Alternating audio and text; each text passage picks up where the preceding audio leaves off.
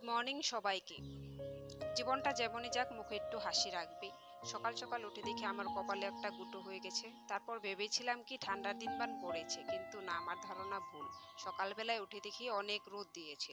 তারপর আর কি করণীয় কাজগুলো করছি।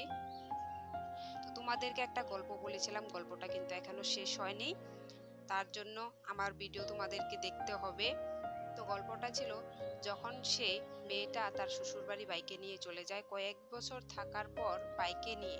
ভাই যখন একটু বড় হয়, বুদ্ধি হয়, তখন ভাই কি করে, দিন হলে দিদির বাড়িতে থাকে, রাত হলে বাড়িতে থাকে। তো এরকম করতে করতে তাদের জীবন চলছিল।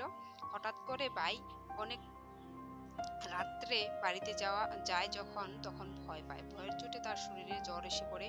সেই জ্বর আর কোনোভাবেই কমেনি। ডাক্তার দেখানো হয়েছে, কবিরাজ দেখানো হয়েছে, তবুও কমেনি। তারপর ভাইটা মারা যায়। আর এদিকে তারও